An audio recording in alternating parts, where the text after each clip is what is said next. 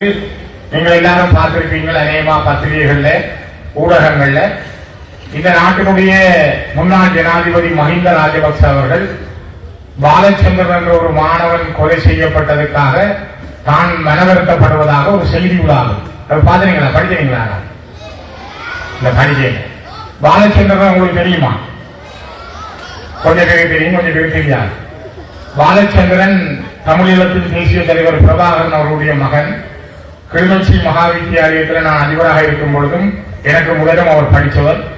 அவருடைய மரணம் 2009ஆம் ஆண்டு சரணடைந்த பொழுது அவருடைய கையிலே சாப்பிட பிஸ்கெட் கொடுத்து இலங்கை ராணுவத்தால் அவர் சுட்டு படுகொலை செய்யப்பட்டார். அதே மஹிந்த ராஜபக்ச அவர்கள் ஜனாதிபதியாக இருந்த பொழுதுதான், கோட்டபாய ராஜபக்ச அவர்கள் பாதுகாப்புத்துறை செயலாளராக இருந்த பொழுது, சரத் பொன்சேகா அவர்கள் ராணுவ தளபதியாக இருந்த பொழுதுதான் அது நடந்தது. ஆகவே நேற்றைய தினம் கிட்டத்தட்ட 15 ஆண்டுகளுக்கு பிறகு தான் மனம் வருந்துவதாக அந்த காலத்தில் பாலச்சந்திரனுடைய மரணத்துக்கு காரணமாக இருந்தவர் என்று ஒரு வாக்குமூலத்தை கொடுத்திருக்கிறார். அவருடைய மரணம் தனக்கு வருத்தத்தை தருவதாக.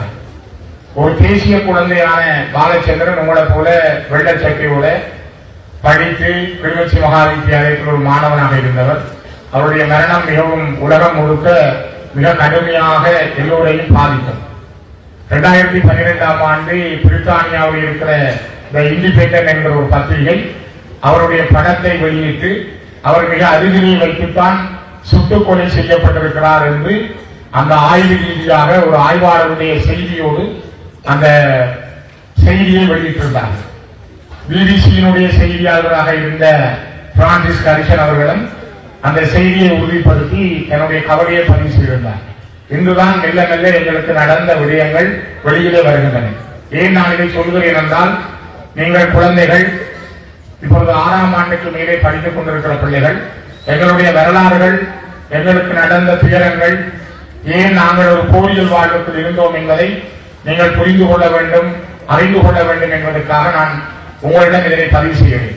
காரணம், எனக்கு அருகிலே இருந்த மதகுரு அவர்கள் பங்கு தந்தை அவர்கள் என்ன கேட்டார், இந்த போதை வஸ்து மற்றும் போதைக்கு அடிமையாகின்றவர்களுக்கு நாங்கள் ஏதாவது ஒரு அவர்களுக்கான ஒரு புனர்வாழ்வு நிலையம் அமைப்பதற்கு நீங்கள் உத்தேசித்திருந்தால் ஒரு காணியை தந்தால் நான் அது பற்றி உதவி செய்ய தயாராக இருக்கிறோம் என்ற செய்தியை அவர் சொன்னார். அப்படிதான் நீங்க யோசித்து பாருங்கள். 2009ஆம் ஆண்டுக்கு முதல் இந்த மண்ணிலே ஒரு போதை வஸ்துடைய பெயரை நாங்கள் அறிந்ததில்லை. கஞ்சா என்ற சுவையை நான் கேள்விப்பட்டதே இல்லை. அல்லது ஏதாவது ஒரு போதை வஸ்துக்கான பெயர்களை நாங்கள் அறிந்ததில்லை. கிளிநொச்சி நகரத்திலே நாங்கள் பார்களின் கண்காட்சியை பார்த்ததில்லை. இதெல்லாம் நாங்கள் 2009க்கு முதல் கண்ட சம்பவம்.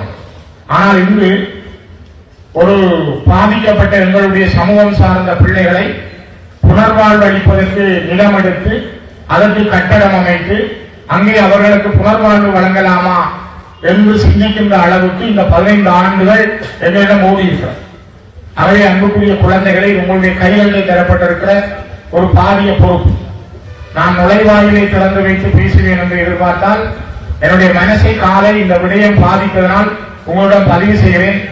ஒவ்வொரு பிள்ளைகளும், ஒவ்வொரு குழந்தைகளும், இந்த பாடசாலையினுடைய ஒவ்வொரு மாணவர்களும் மாணவிகளும் நீங்கள் சிந்திக்க வேண்டும். நாங்கள் யார், எந்த தேசத்தில் பிறந்து வளர்ந்தோம், நாங்கள் இந்த மண்ணின் விடுதலைக்காக எங்களுடைய அப்பாக்கள், அம்மாக்கள், அண்ணன்மார், சகோதரர்கள், என்னுடைய உறவுகள் எத்தனை 1000 பேர் அர்ப்பணித்திருக்கிறார்கள். அந்த வீரம் சொரிந்த தியாகம் சொரிந்த மண்ணிலே எங்களுக்கு ஒரு புனர்வாழ்வு நிலையம் பற்றி சிந்திக்கிறோம் என்றால் நாங்கள் எங்கே செல்கிறோம், ஏன் நாங்கள் அதற்கு அடிமையாகிறோம், நாங்கள் ஏன் இந்த வரையறைக்குள் வர இருக்கிறோம், இதிலிருந்து நாங்கள் எவ்வாறு மீண்டு வெளியிலே வருவது என்பதை சிந்திப்பதற்காக நான் உங்களிடம் இந்த செய்தியை சொல்லுகிறேன். இன்று காலை இப்பொழுது கிட்டத்தட்ட 1500 பேர் இருக்கிற இந்த கூட்டத்திலே உங்களோடு பேசுகின்ற நான் அந்த அதிகாலை கிளிநொச்சி மகாவித்தியாலயத்திலும் உங்களைப் போல இதே அளவு மாணவர்களோடு பேசுகின்றேன். பேசுகிற பொழுதும் என்னுடைய உள்ளக்கிடக்கைகளை நான் அவர்களோடு பரிமாறிக்கொண்டேன். நான் நினைக்கிறேன், எங்களுடைய நான் என்பதல்ல, இந்த வளைவு என்பது ஒரு தமிழ் கலாச்சார மரபின்படி நீங்கள் எல்லாரும் விரும்புகின்ற, எங்களுடைய மக்கள் விரும்புகின்ற கிளிநொச்சி மத்திய கல்லூரி என்கின்ற இந்த மாவட்டத்தினுடைய முதல் பாடசாலை, தாய் பாடசாலையினுடைய நுழைவு வாயில் எப்படி இருக்க வேண்டும் என்ற அந்த மன ஆதங்கத்தோடு, எண்ணத்தோடு நீண்ட நாட்கள் நாங்கள் காத்திருந்த அந்த காத்திருப்புக்கு ஒரு வாய்ப்பு கிடைத்தது. அதனால் ஒரு ஒதுக்கீடு வருகிற பொழுது சென்ற ஆண்டு ஜூன் ஜூலை மாதத்திலே உடனடியாகவே கிடைத்தவுடன் அந்த வேலை திட்டத்தை நாங்கள் செய்தோம். எங்களுடைய மாவட்ட கிளை சார்ந்து, எங்களுடைய கட்சி சார்ந்து, எங்களுடைய ஒவ்வொரு உறுப்பினர்களுடைய அந்த வேண்டுகோள் சார்ந்து நாங்கள் அதனை அதிபரோடு கதைத்து செய்திருந்தோம். அதிபருடைய துரிதமான நடவடிக்கை, அவருடைய இணைந்த ஆசிரியர் குழாவினுடைய நடவடிக்கை, உங்களுடைய ஒத்துழைப்பு அழகான ஒரு நுழைவாயிலை தந்திருக்கிறது. இங்கே எங்களுடைய சுவாமிகள் சொன்னது போல ஒரு இடத்துக்குள் நாங்கள் என்ஜாய் பண்ற பொழுது, ஒரு வீட்டுக்குள்ளேயோ அல்லது ஒரு பாடசாலைக்குள்ளேயோ அல்லது ஒரு அலுவலகத்துக்குள் நாங்கள் நுழைந்த பொழுது அந்த வாசலிலே இருக்கின்ற வரவேற்பு, அங்கே இருக்கின்ற அந்த ரம்மியமான சூழல், அங்கே இருக்கின்ற அந்த மனதை கவருகின்ற சம்பவங்கள், அங்கே என்ன உள்ளுக்கு நடக்கும் என்பதை மிக தெளிவாக சொல்லும். எங்களுடைய அடையாளம் என்பது மிக மிக முக்கியமானது. எங்களுடைய மனங்களிலே ஒரு பெரிய ஆதங்கம் இருந்தது. ஏழையின் வீதியில் எத்தனை ஆயிரம் வாகனங்கள் போய் வருகிறது, எத்தனை லட்சம் பேர் பயணம் செய்கிறார்கள்.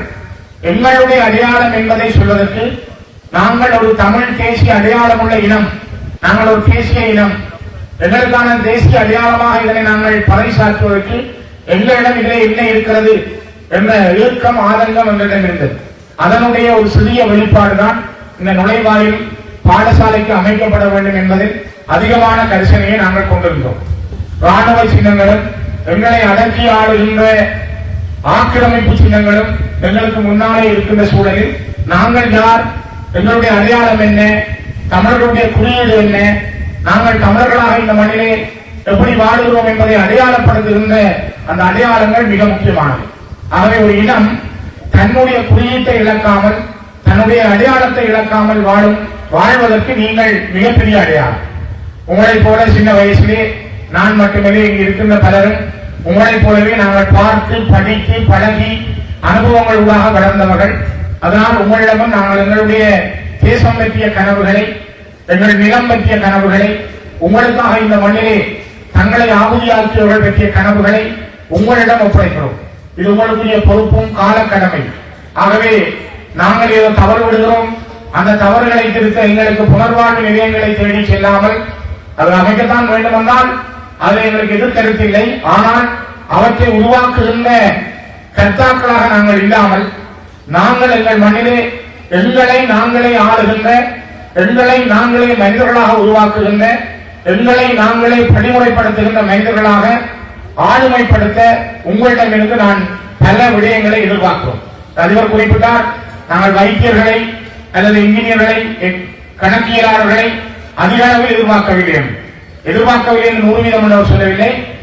எங்களுக்கு அவர்கள் தான் 100% வேண்டும் என்றல்ல.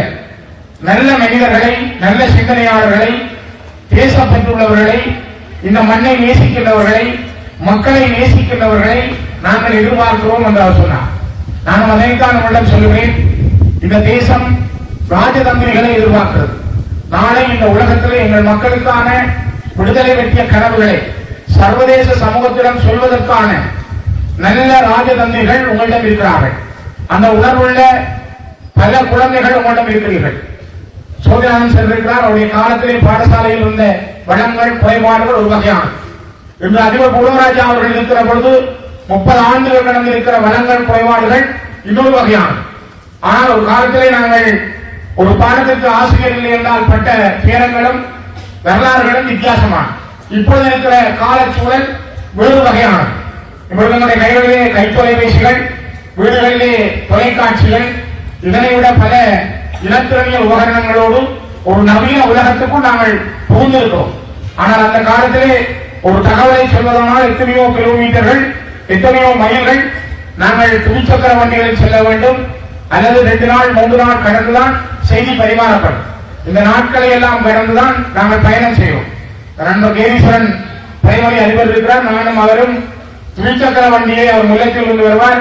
நாங்கள் கிளிநொச்சியில் இருந்து கொம்படி வெட்டையால் யாழ்ப்பாணம் போய், யாழ்ப்பாணத்தில் 85, 86 ஆண்டுகளில் டியூட்டரிகளில் நாங்கள் படித்த காலம், ஒன்றாக நாங்கள் ரூமெடுத்து யாழ்ப்பாண தெருக்களில் அலைந்த காலம், டியூட்டரிகள் தெரிந்த காலங்களை அடிக்கடி நாங்கள் ஞாபகம் விட்டுக் கொள்வது.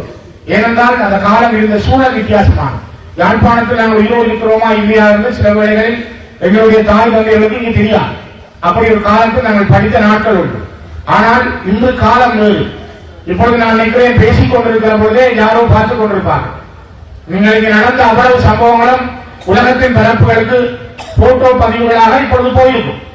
ஆகவே இது கால மாற்றத்துக்குள் இருக்கிற நீங்கள் இந்த கால மாற்றத்தை எங்களுக்கு சாதகமாக எங்களுக்கு உறுதியானதாக எவ்வாறு மாற்றிக் கொள்வது, நாங்கள் அதிலிருந்து வெற்றி பெறுவது எப்படி, எங்களை நாங்கள் அடையாளப்படுத்துவது எப்படி, எங்களுடைய தேசத்திற்குரிய புதல்வர்களாக எங்கள் தேசத்திற்குரிய புதல்விகளாக எங்களை நாங்கள் அடையாளப்படுத்த